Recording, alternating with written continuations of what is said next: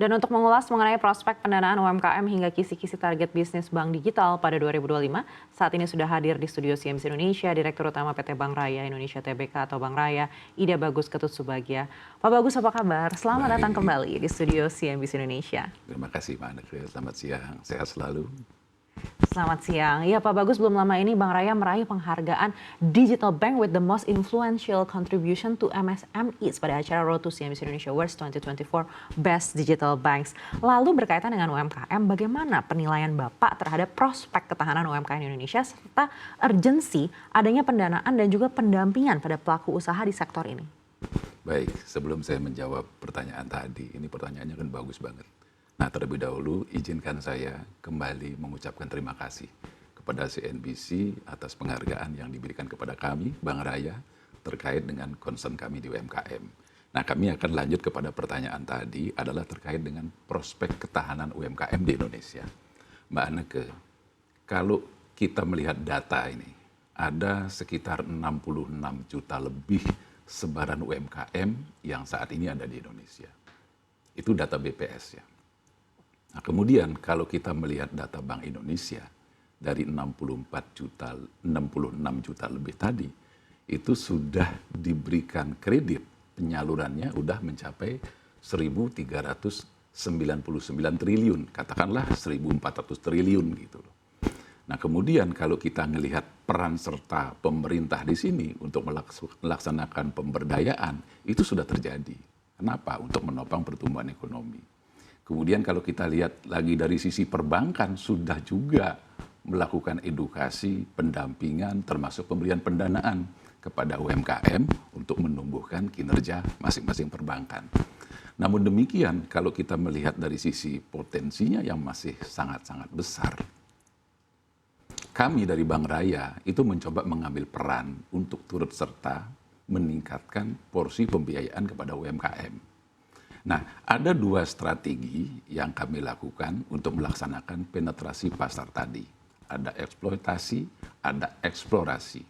Nah, di eksploitasi kami saat ini sudah berkolaborasi dengan ekosistem BRI Group. Untuk apa? Untuk mengisi ceruk-ceruk atau niche filler, niche market yang saat ini ada di BRI Group. Mereka sudah diberikan pembiayaan UMKM.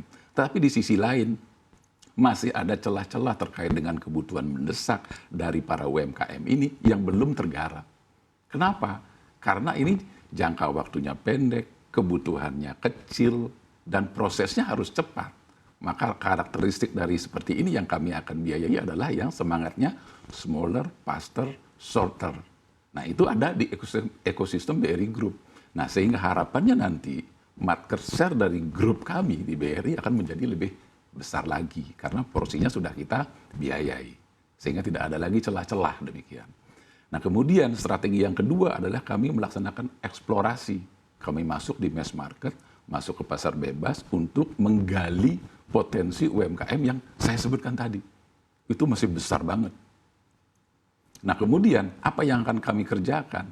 Ya, kami saat ini mempunyai outlet, mempunyai channel, bahkan ya channel kami, akses point kami saat ini sudah lebih dari 1 juta akses point yang bisa kami lakukan untuk melakukan edukasi kepada para UMKM ini. Bahkan di Bank Raya saat ini sudah mempunyai 25 unit kerja. Nah, pertanyaannya mungkin lah, kenapa Bank Digital masih punya sebaran unit kerja gitu loh. Ini karena kami ingin menggarap yang tadi ini. Potensinya kan masih besar banget. Ada 64 juta yang baru diberikan ya mungkin masih sebagian kecil dari potensi yang ada. Nah, itulah kami lakukan. Kami perlu orang, kami masuk ke komunitas, masuk ke klaster untuk mengedukasi. Pada akhirnya kami bisa melakukan pendampingan, kemudian kami bisa memberikan pendanaan sehingga porsi UMKM dari Bank Raya akan semakin meningkat ke depan. Demikian, Mbak. Baik, Pak Bagus tadi sampaikan potensinya ini masih cukup besar hingga 64 juta begitu ya. Tapi dari potensi yang besar itu sejauh ini hingga mungkin 2 minggu terakhir sebelum 2024 ini selesai, seperti apa tren demand kredit dari UMKM dan prospeknya seperti apa untuk 2025 nanti? Di mana 2025 ini juga banyak disebut sebagai tahun yang sebenarnya belum banyak berbeda dengan di 2024 ini. Ya.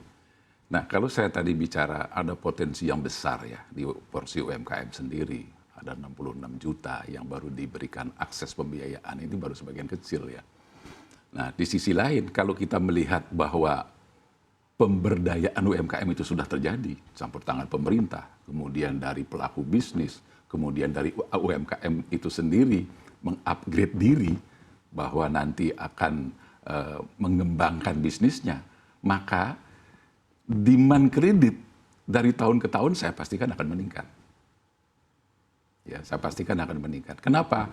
Karena tadi ada potensi yang masih besar, di sisi lain perbankan diberikan akses untuk menggarap porsi UMKM tersebut.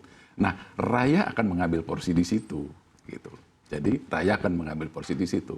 Nah, kemudian dari sisi sektor ekonomi yang saat ini sudah berjalan, ada bisnis-bisnis yang memang menjadi skala priority bagi Bank Raya untuk dikembangkan. Salah satunya adalah di bisnis keagenan. Karena kalau kami melihat dari sisi pertumbuhan sendiri, saat ini growth digital lending kami sudah 90% pertumbuhannya.